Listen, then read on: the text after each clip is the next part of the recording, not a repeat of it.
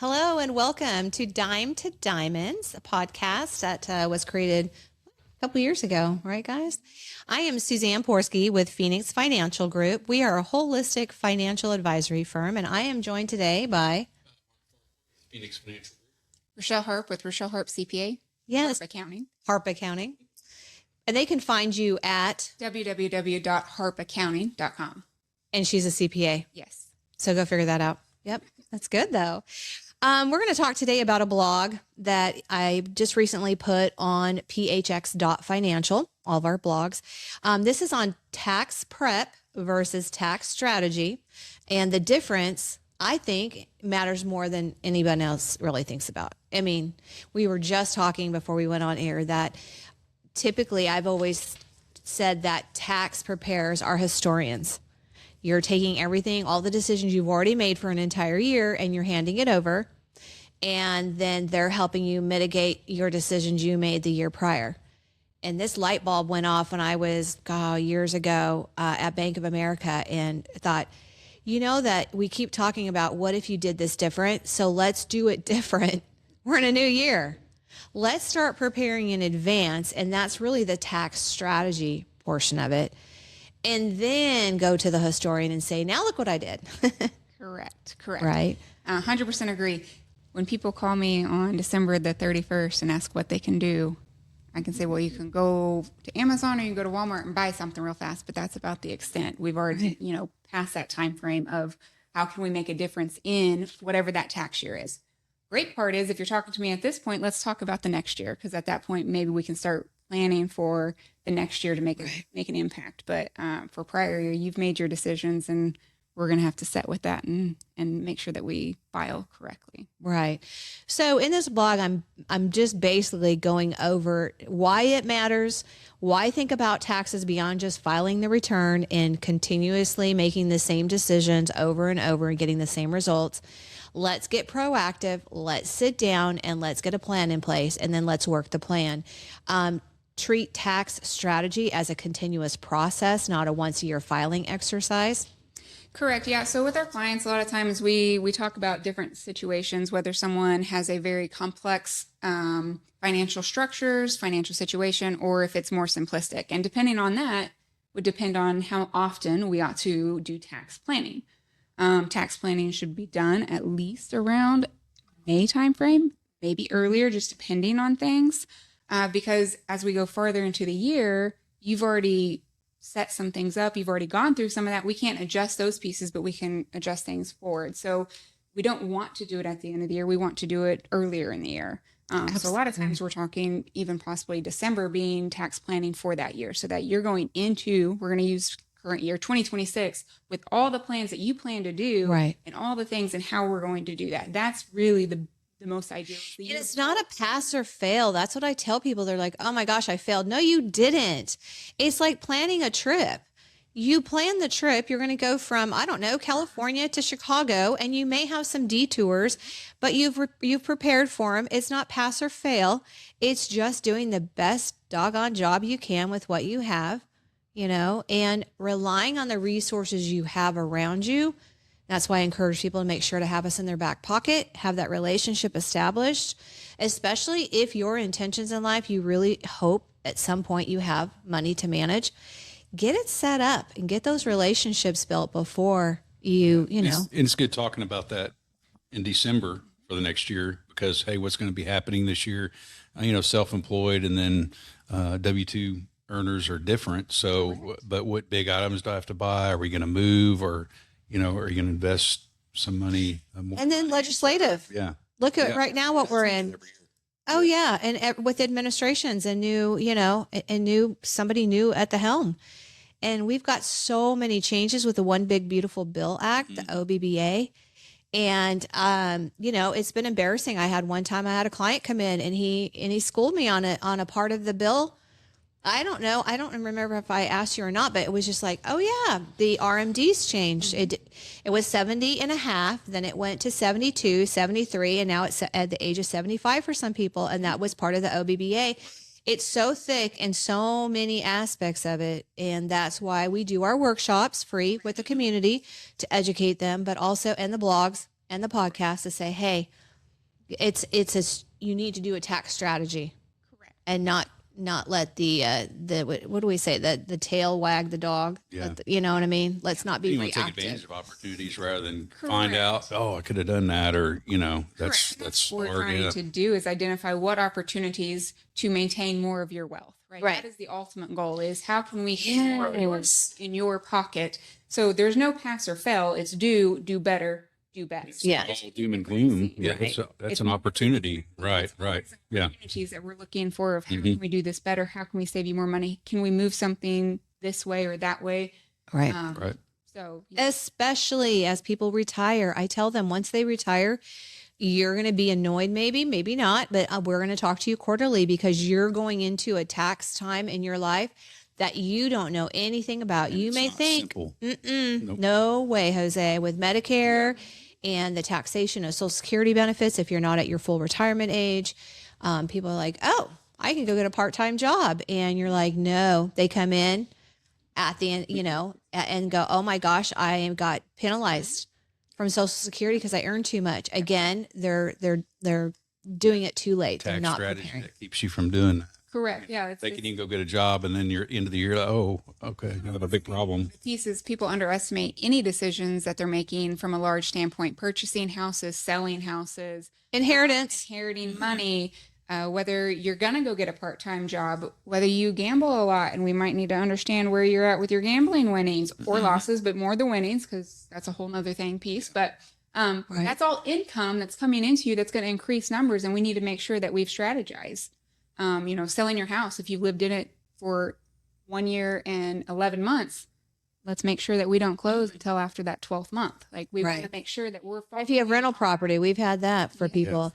Make sure on your rental property that you're selling it. You're not selling all of it at one time, creating this huge tax storm, but talk to us, the professionals, and let us give you some reports and navigate you through that, what that looks like.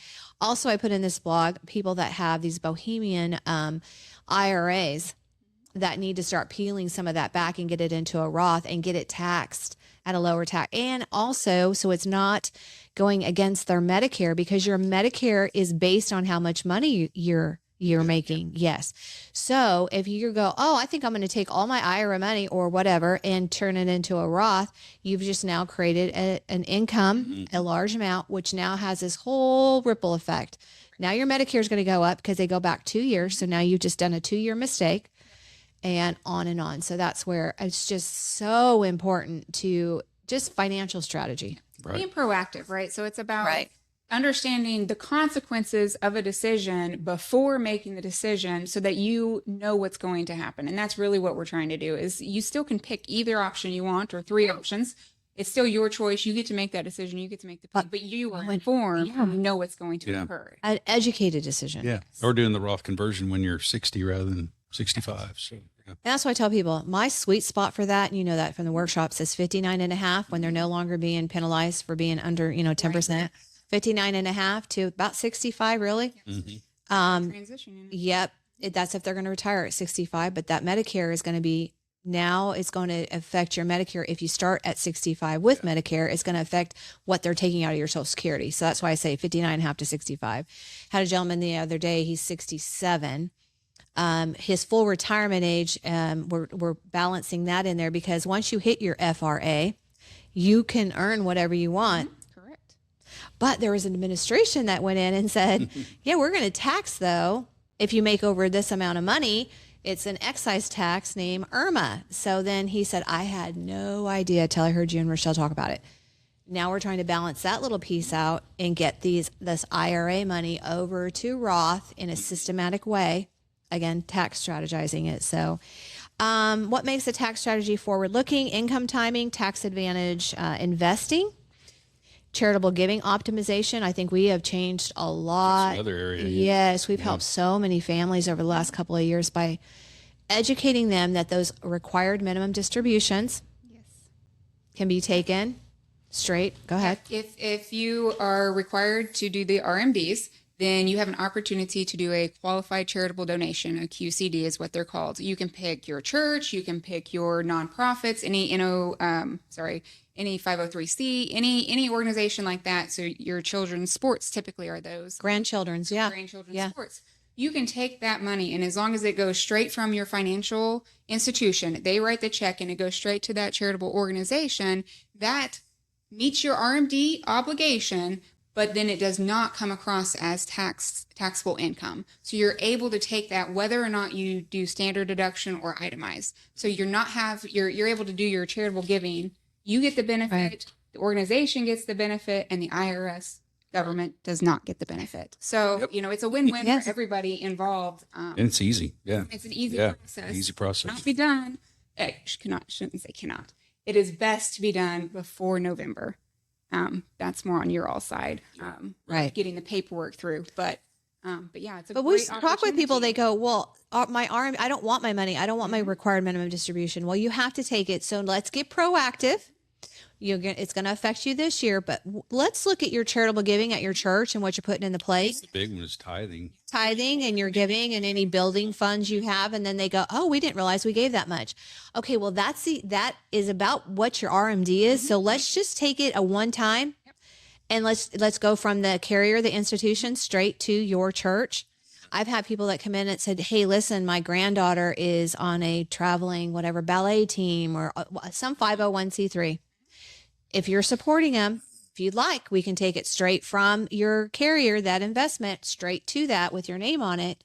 And it's not creating a tax event for you. So it's not going to increase your Medicare premiums. You're not going to have to use deductions, any of that stuff. So that's where just having a good team, I also talk that too on individuals who maybe they are doing certain type of itemizations about bunching too. That's another opportunity for individuals if they do itemize to get them over certain thresholds, and we bunch that into 1 year versus having half of this year. So we accelerate 1 year into it. So it's called bunching. But that and donor advised funds, which strategic, is So it's strategic, right? And it has to be planned out years in advance. So it's things like that. Kind of scary is to wonder how many things are being missed by people every year.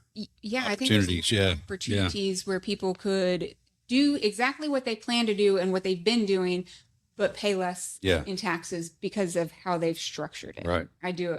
It's probably a big number that I don't want to. Yeah, I know. To know. I put in the blog some numbers like what is tax advantage investing and why does it matter? Another strategy for managing taxable income is to use tax advantage investing when possible. So traditional IRAs and employer-sponsored plans, for the example, 401ks. 2026, you can defer $24,500 into your 401k, up from $23,500. That was in 2025. So put some stuff in here just with the Secure 2.0 and all that, kind of how that all affected. Did talk in here about the charitable giving supporting the tax goals under the new OBBA. They did put in significant changes in there. So like we talked about, above the line. Well, and so the other piece on the charitable donations that we want to emphasize for 2026 is whether or not you qualify for standard deduction or itemized deduction. As an individual, you still can donate to a charitable organization $1,000. Married, filing jointly is $2,000, and you'll be able to take that as a deduction. Back during the COVID timeframe, it was $500, and it went away. And I think people were really sad that it went away, so they brought it back and they've increased that rate a little bit. So that is another good opportunity. That maybe you don't have the RMDs and you're an individual, you want to make sure that that's on your tax return, that you're taking advantage of that deduction. Right. So I want to point out, I had a client come in and said after the workshop, oh, are you guys Trump supporters? Because I heard you talking about the One Big Beautiful Act with excitement. And I go, no, there is no party affiliation on anything we do or say. We are educating you on what the laws are in this administration. And that's why I say this administration. Well, this is what a spectrum of age group. I mean, you've got the tips, no tax on tips and overtime. I mean, that affects a lot of people. So, Yeah, well, I mean, whatever administration is in there, there are changes that are occurring. Yes. Yep. Even the prior administration had things that were benefits to people and things that went away Right. that were no longer a benefit. And it's the education to understand that that no longer is an opportunity for you, or Right. that now here's this opportunity and you should take advantage of it. And that is the goal. And our goal is it's something we talk about every year. Yeah. Individual. Same here. Because they're keeping more money, like you said. And it's going to help this the is a benefit. economy, because if they keep it, then they're putting it back in the economy. Correct. Right. So that is where we fall in that, is Yeah. that it's just an education on And both sides have good stuff, and Right. it's Right. never, I did find it interesting, and you can correct me if I'm wrong. Hopefully I'm not wrong, because I put it in the blog. It was 35% deduction cap now instead of 50% deduction cap for your higher income tax brackets. You know, it used to be 50%. You could donate up to 50% of your income as a write off, but now it's 35. Yeah, I mean they've lowered that, and if individuals are in that bucket, we can talk about what other opportunities they could Okay. do to find a way to For that 15%. additional piece. Okay. I haven't run into that issue with clients yet, but I'm confident that we could be proactive and find a way to Yes. make something work. But that is the new. Well, and I think as our clientele is growing and just increasing, I think it's going to be something coming up, because I do have clients that have amassed a large amount of money and don't have anywhere to, nobody to give it to. Mm-mm. And so now they're getting into retirement. They look at the RMDs that are coming up. They are assured by all the reports we ran and all the stuff I've educated them, you will never, ever run out of money. Your biggest concern now is what you're going to do for taxes, because you've created a huge tax storm.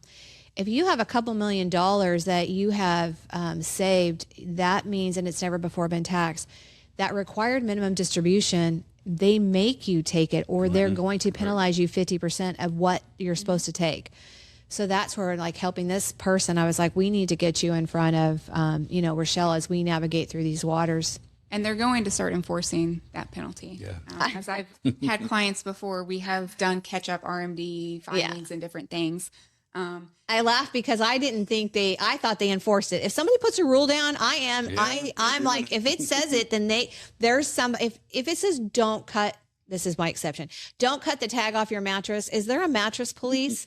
It took me a long time to. Someday there will be. Right. But for the longest time, I'm like, I'm going to cut it off, but I'm sticking it in a drawer in case I have to hot glue this back on.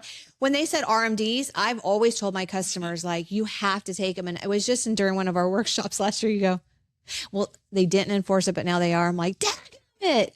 I think it wasn't always automatically put on there, and so then they would send it. I always talk with clients about, we can always request forgiveness and waivers depending on situations. For penalty abatement is what it's called, where we can request for the government to forgive the penalty that they are charging, depending on the situation. Sometimes they get approved, sometimes they don't.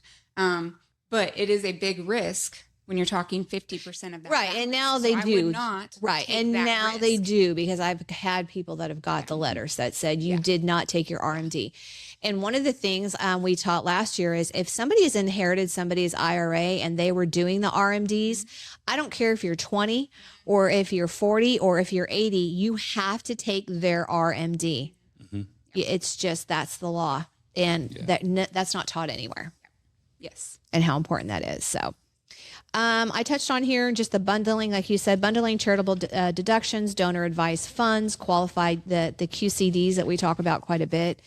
Can we go back to 401ks real fast? Yes, 'Cause I know absolutely. we have a specific client where Yes. there's a lot of questions on the modified adjusted gross income limitations. Yes. And when we are talking a designated Roth 401k, so that is an employer sponsored Roth 401k Roth plan. Okay. So this is one of my favorite clients. I mean, they're all favorite, but this is Dane Young, and hopefully he will listen to this while he's jogging. He's going to go, oh my gosh, I just heard my name.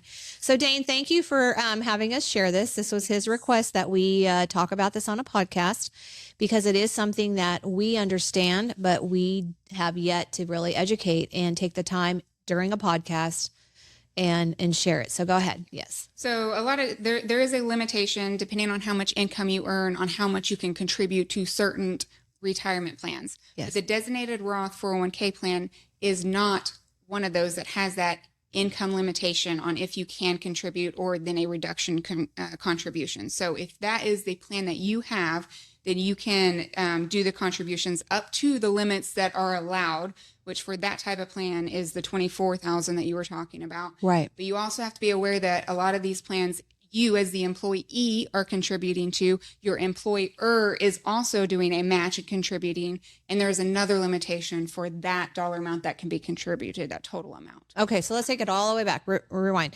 So forever, you just had an IRA in like the 401k was just a regular IRA. They took it out of your paycheck before taxes. Then Fidelity and these companies, administrators started offering Roth. So now your employer takes it after tax and puts it into a Roth for you. And so people, there was a whole generation that started coming up on the belief that Roths were exactly what the government said. God, I hope so someday. But that once you pay the tax, you're not going to have to pay the tax on it. After, you know what I mean? You've already paid the taxes on it. Mark and I have been in conferences where there is was it last year, 57 bills that were out before Congress to change that Roth and not have it that way, but it still is. So that's what we're talking about is at your employer, you can do your traditional 401k. So they take it out before taxes and they put it into there and they match it. Then you have an option with some companies to do the 401k. I mean, the Roth. The designated Roth 401k plan. Yes, the designated Roth. So it's your after-tax money. And so traditionally, you could only do a Roth outside of your employer. And that was based on your adjusted gross income. There was that factor plus the contribution limit, those two things. What we're saying is at your employer, in the employer's 401k Roth, there is not the adjusted gross income piece. Limitation. The limitation. There is not that. For a designated Roth 401k plan. So if you are having further questions, this is the time and opportunities where if you're doing these types of things, you should have a conversation with your CPA or whoever your financial advisor is. Right. That is probably the most important key piece of that. But yes, we wanted to cover that there's that limitation is not implied on that part. Right. So super important. I'm glad he asked. It made us go back and like when I first read the email, I go, well, you're right. I'm sorry. I never told you that. There isn't that. It's not based on your adjusted gross income, but let the expert Rachelle answer this question. Yeah. And a lot of employer sponsored plans, they're going to be tracking those limitations. Right. And so, I never say you rely on them, right? Because we all should be educated and informed. However, in those situations, they should be. And you talk about a couple, especially him, that is the strategy. Oh my gosh, it's amazing. Yeah, they know where it's going and all of the honed in, really, yeah, they're making their money work as hard for them as they have to earn it. And okay, going on. What is tax loss harvesting and when might it apply? Put a little blurb in here about that. Tax loss harvesting, it's a lot, uses realized investment losses to offset capital gains on investments that have increased in value. While you may not want to make investment decisions just based on how it may impact your taxes, selling investments at a loss actually helps you manage taxable gains. So that's when we look at that. I also, and I didn't put it in here, dividends. When you get into retirement, my gosh, dividends is like, it's a gamble, because you do not know. The dividends are the biggest wrench in everything because there's not the same type of predictability in it as there is other portions of the investments. That we have. And therefore, you've talked with somebody or we've talked with somebody and we know that we've kept them right at this tax bracket or, their last dollar is going to be taxed at this lower tax bracket. And then all of a sudden, one of the companies they're invested in had a fantastic year and they push out, huge amounts of dividends. Now that's income that we weren't expecting to see. And it doesn't happen the same year over year. It's always just, what they decided to do. And then you got Medicare, because now I had somebody call and said, I'm glad I kept my dividends and my dividend producing stock, my blue chip stocks, because I made a lot of money. And I'm like, that is awesome. So how are we looking now? Because we had planned on this amount and now you got that amount, and it was dead silent. And then in January, we were in Colorado and my phone kept ringing and Mark ended up going and taking the call. And he said, oh my gosh, my Medicare payment just went up. Yeah. If it goes up $200-$300 a month, that's not for 1 month. You've now just given yourself a 24-month additional expense on what you earned on that dividend. So dividends are great. Love those kind of stocks. But again, what gets you to retirement will not get you through retirement. It's not the same. Okay. What surprises can an effective tax strategy help prevent? The tax penalties? Self-employment, yeah. You have quarterly estimated tax penalties, investment income, and if you're self-employed, those are, some surprises may arise every now and then that you need to. So I feel like tax planning helps with the underpayment penalty that people don't even know exists. We are considered pay-as-you-go as a taxpayer. So if you earn income monthly, they expect that you should pay them taxes monthly. And self-employed. Yep. Or even if you're getting your Social Security and those types of things, that's income. And are they withholding anything?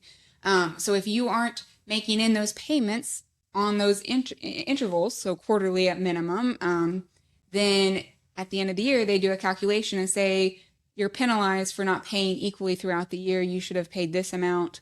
And you get this nice little extra piece. So people are very unaware of that part. Now there's two strategies to look at that, right? Because is it tax deductible? It's not tax deductible, but if we're back a few months ago or last year when we were earning, 6% on your bank accounts, right? You were probably ahead having that money sitting in your savings account rather than sitting out there paying them. But then when we start changing those, well, yeah, and let me just tell you right now, those savings accounts and CDs have went back down. Yeah, they are very, very low again, which is typical. And then it also comes back to your personality, because I have some people who are like, nope, I don't want them to have it a day sooner. I will pay it, and I'll pay them the extra.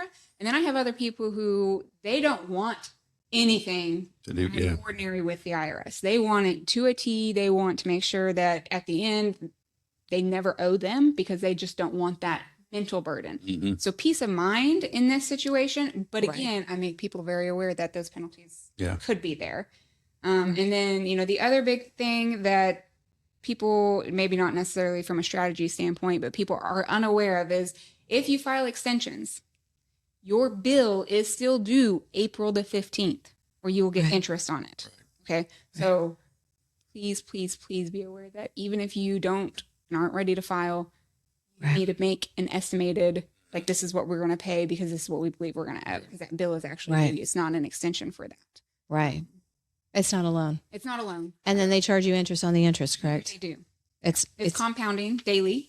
Yeah, that's a whole, That's true. Okay. How can a year-round tax calendar help keep you organized? And what's funny is when I was getting all this together and I was putting this blog together, I'm like, yep, February through March is those file the returns. For some, it's extensions. And then April through June is really review the income and tax status, making that second quarter payments if needed. My big thing is I like to start talking to people fourth quarter. Yeah. That's crunch time for us, because I can get a really good snapshot of what you have, put those numbers in the system and go, okay.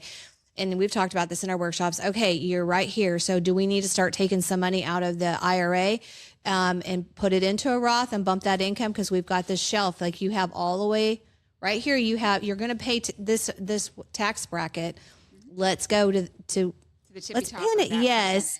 Yep. And stay below it and just do that every year, And then again, we've had people that, selling houses or inheritance and stuff like that. I'm gonna divert real quick. That's why Trusts are so important because we talk to people that have inherited money and it's in a trust and they go, should we peel anything out of this trust because where we're at with our taxes? Yes, absolutely. Let's look at it now. Let's look at it fourth quarter and find out if we can't pull a little bit more and get it taxed at that lower tax bracket and then start over again in January. So the takeaway on year-round tax awareness, just tax preparation records. I know I use QuickBooks. And I know there's people that don't like it. It's just easier for me. And what do you recommend? So we use QuickBooks at our office. The software is what it is. I think all softwares are going to have issues, Yeah. right? But there are other ones. There's NetSuites and there's a few others. Nobody is offering to pay us anything for saying that. Right. I think that when you're a business, you need to be using some type of formalized accounting software. That also goes back to a whole nother episode that could be done on how to make a business be a real business. But it's showing that you are formalizing your accounting software, like system and different things. It also provides an opportunity to where we're making sure we're capturing all of our expenses. The government does a fantastic job of calculating your income and making sure that you report all of your income. Right. It is your job to track and Tell the rest of the story and make sure that you get all of your expenses, because if you don't, they're not going to come to you and say, hey, you didn't tell us about this. That's on you. Miss out on it. So using some type of QuickBooks or something where you can connect your bank feed and it auto pulls in all this information, it makes it a much less administrative burden on you to do that. Some of the other pieces for maybe personal are some of the Quickens and some of those, even some of the banks I've seen, even one of my banks has to where you can start categorizing your own. Oh, okay. Your own bank accounts Yeah. to see where your spending is. I'm sure it's more strategized for like tracking your spending. Right. Doing budget. But that still could be a good opportunity to keep track of where things are going and what expenses.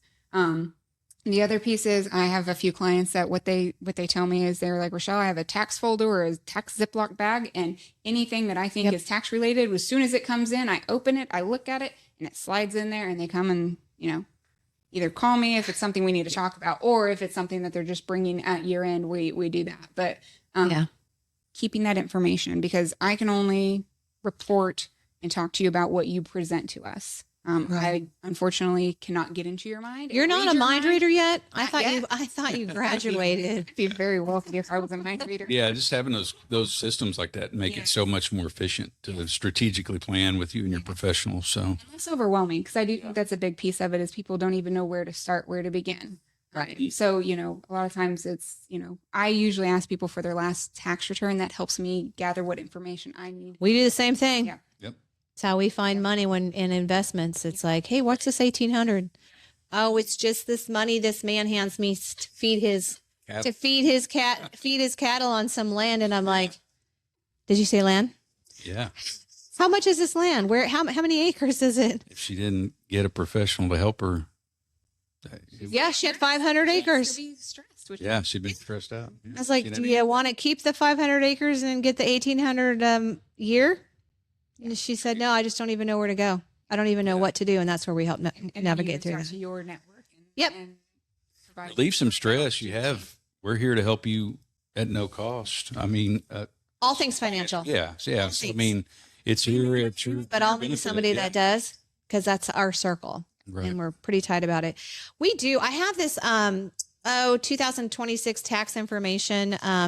Man, it's got some great stuff on it. It is talking about the contributions and your RMDs, your Medicare Part B, Social Security, all kinds of good stuff. If you are interested in this, please reach out to us. I will get this in the mail, or I will email it to you. I'm also I'll put this on social media and make it available. Okay. Yeah. Information. This is laminated. And if you want it laminated, you just need to tell me. But yeah, it kind of just talks about the new and revised deductions for 2026. I don't know. I feel like it's kind of the OBBA in numbers that this company put together for us and offered it. So, all right. Well, that's a wrap today, guys. We are just a few minutes over. So thank you so much. Again, I am Suzanne Porske with Phoenix Financial Group, and you are listening to Dime to Diamonds. We appreciate you listening and sharing. Make sure to like and subscribe so you can be up to date. We did have a little blurb in in getting these uploaded, our blogs, but we're back on it now. So Good deal. good stuff. Mark Farquhar with Phoenix Financial. Thanks for listening. Rachelle Harp CPA. Find me at www.harpaccounting.com. .com. All right. Thanks again. We will talk to you next time.